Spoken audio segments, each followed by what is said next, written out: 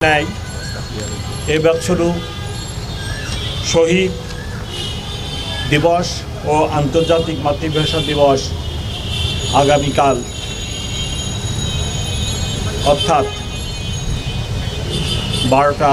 আজ রাত 12:01 উদযাপিত হতে যাচ্ছে। পরম শ্রদ্ধাভরে পুরা জাতি এই দিবসটি পালন করবে। ঢাকাতে প্রতি বছরের ন্যায় শহীদ মিনারে একই ধরনের নিরাপত্তা ব্যবস্থা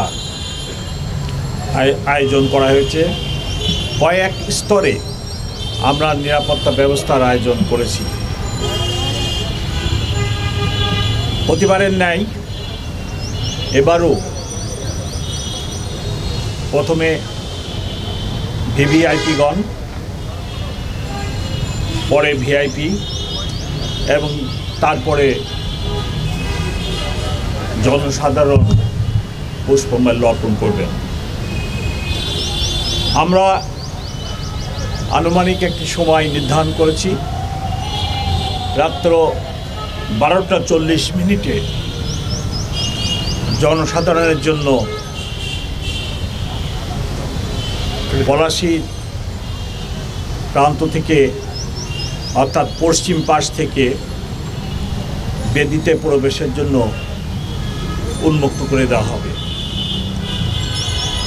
আমরা সকলকে অনুরোধ করব, যেনারা রাত্রে আসবেন ওনারা যেন আমাদের অনুরোধে সাড়া দিয়ে রাত্র 12:40 দিকে আসেন। এবং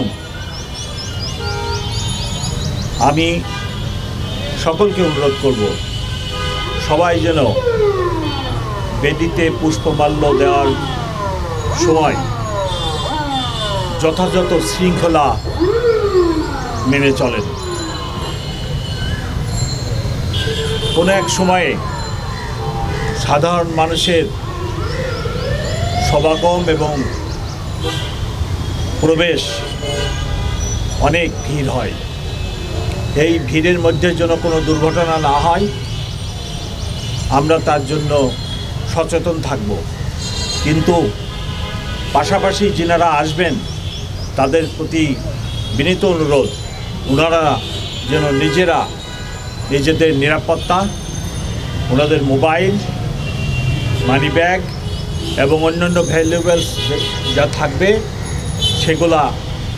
সেগুলোর দিকে সতর্ক দৃষ্টি রাখেন। নিরাপত্তা ব্যবস্থা 3-4 স্তরে নেওয়া হয়েছে এবং আজকে সন্ধ্যায় প্রথমে 5টায় এবং পরবর্তীতে রাত্র 8টায়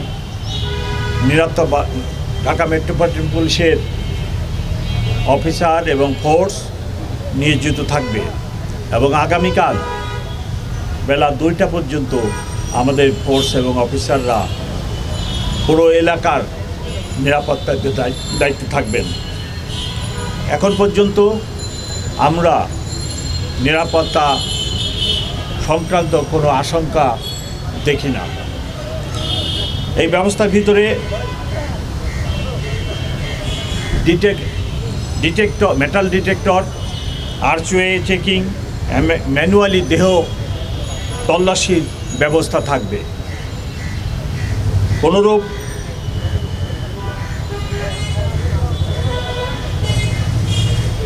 দাহ্য পদার্থ বা বিস্ফোরক বা এরূপ কোনো কিছু যাতে নিয়ে কেউ প্রবেশ করতে না পারে তার জন্য আমাদের ব্যাপক ব্যবস্থা থাকবে। আপনারা জানেন প্রচুর লোক সমাগম হয়, সেই জন্য সবাইকে ধৈর্য ধারণ করতে হবে। সাথে সাথে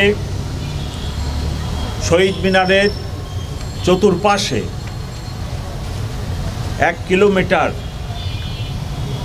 রেডিয়াসের ভিতরে আমাদের বিভিন্ন মোবাইল টিম সতর্ক অবস্থায় নিরাপত্তা ব্যবস্থা নিশ্চিত করবে। সাথে সাথে এই ব্যবস্থার সাথে ট্রাফিক ব্যবস্থাও সংযুক্ত আছে।